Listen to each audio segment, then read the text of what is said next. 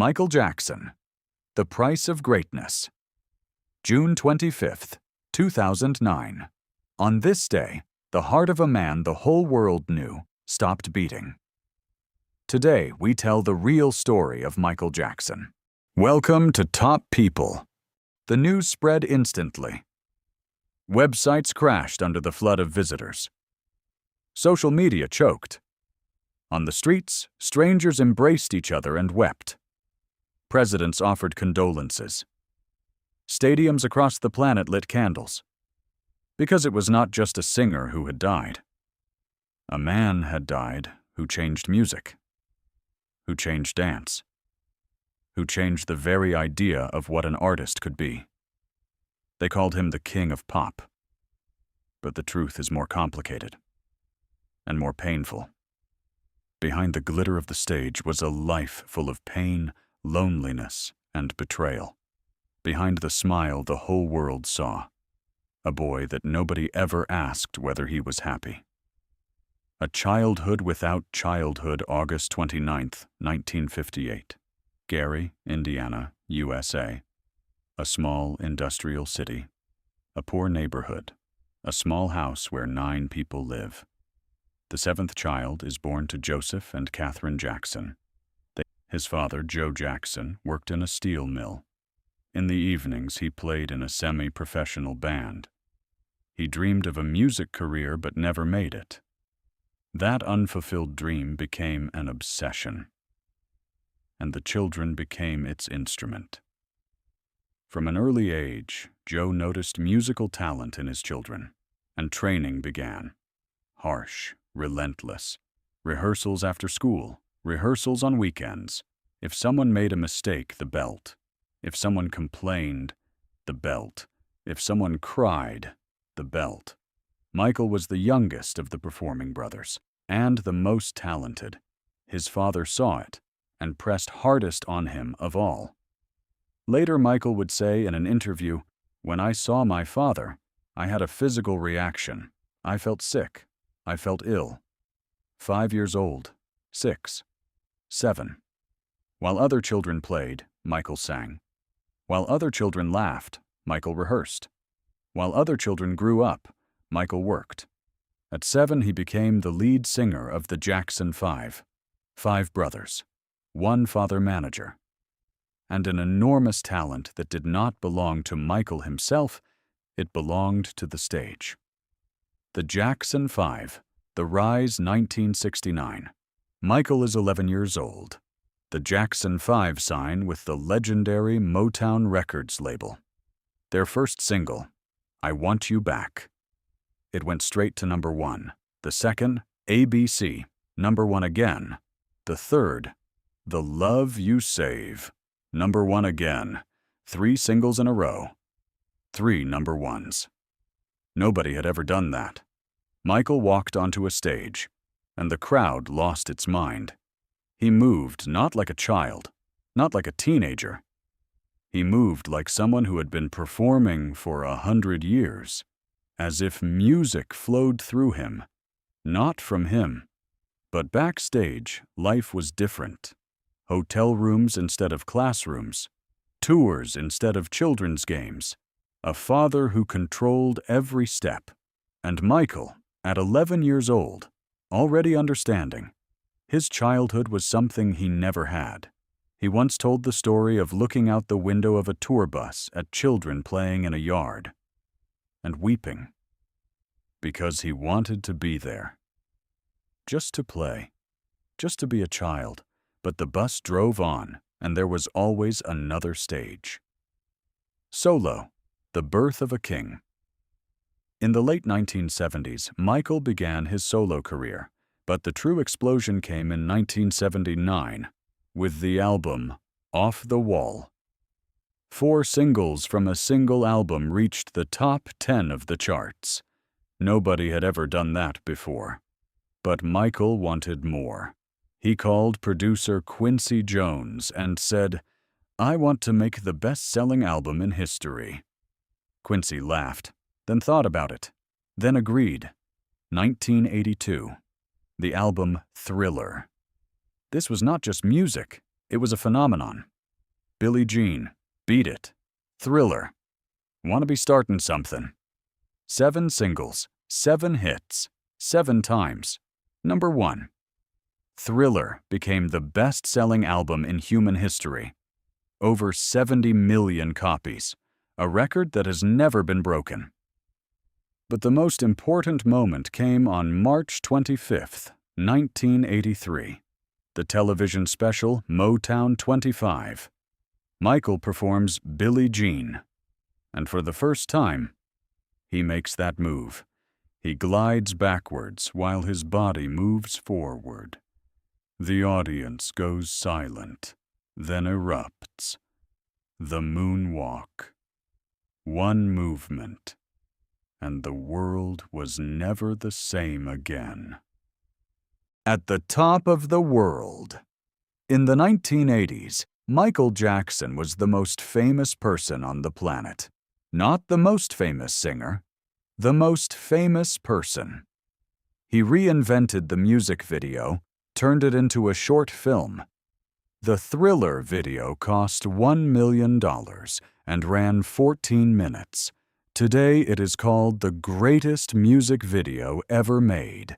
His concerts filled stadiums around the world. Tickets sold out in minutes. People fainted at the mere sight of him appearing on stage. He donated hundreds of millions of dollars to charity. He helped children in Africa, Asia, across the world. He wrote, "We Are the World," gathered 45 of America's greatest artists in one studio. The money from the record went to feed the starving in Africa. He was kind. He was generous. He loved children because he himself had never truly grown up. But the world would not leave him in peace.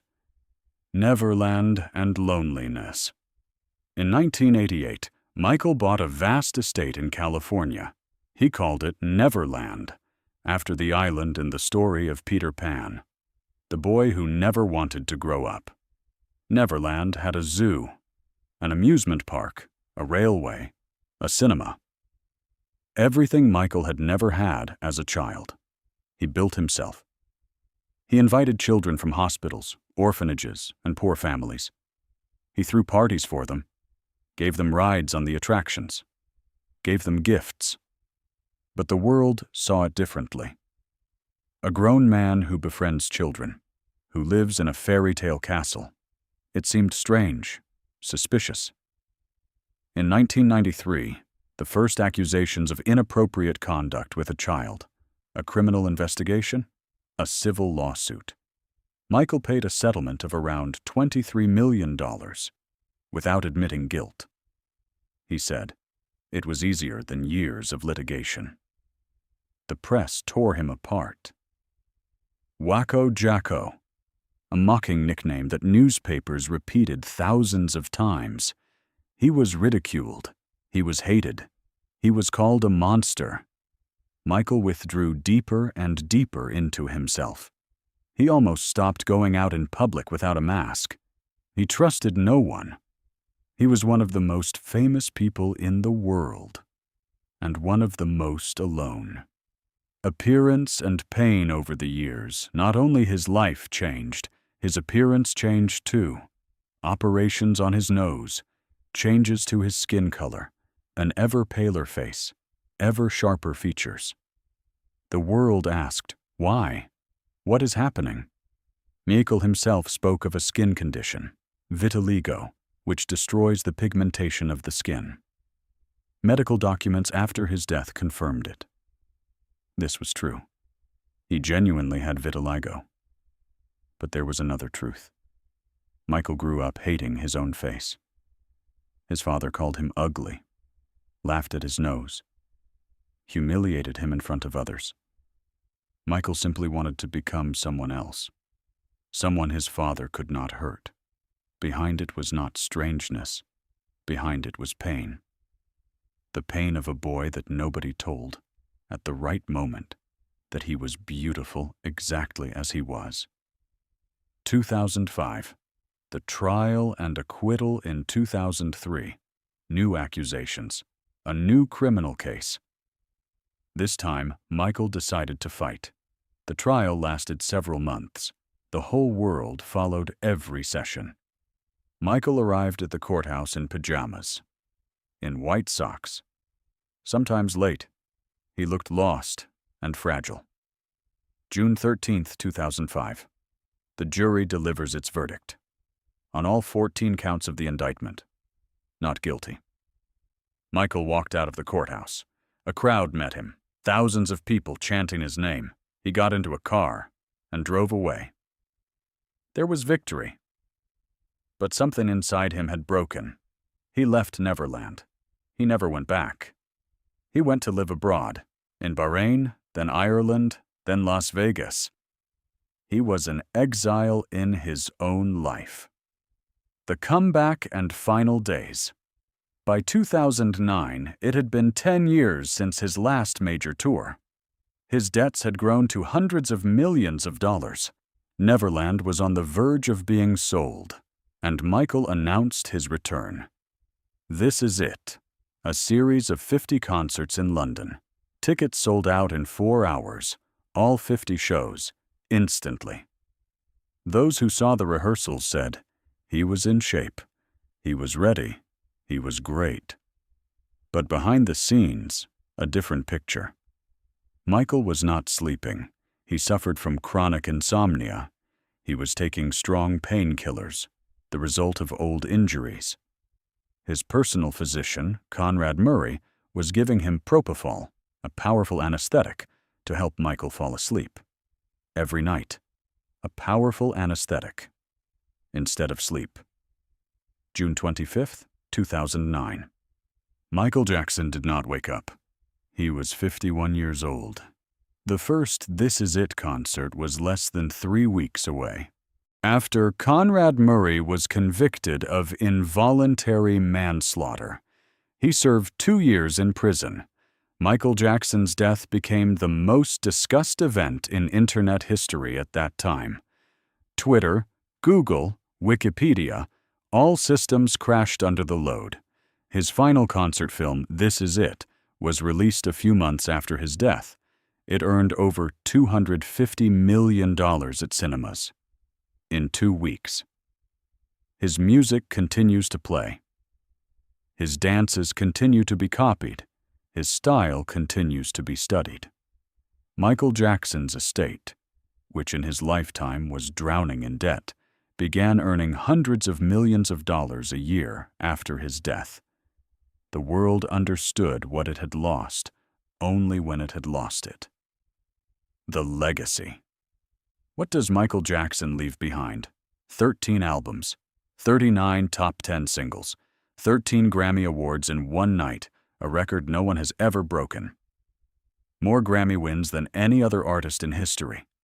Over 400 million albums sold worldwide. He changed the music video forever. He changed the live show forever. He changed the way the world perceives pop music forever. His movements are studied in dance schools across the world. His vocal techniques are analyzed in music academies. His concept of a live show became the standard for the entire industry. But Michael Jackson's greatest legacy is not in the records. It is a story about how the price of talent can sometimes be unbearably high, about how the world can adore a person and simultaneously destroy them, about how behind the brightest smile on a stage there can hide the deepest loneliness. He gave the world everything he had, and the world took it all.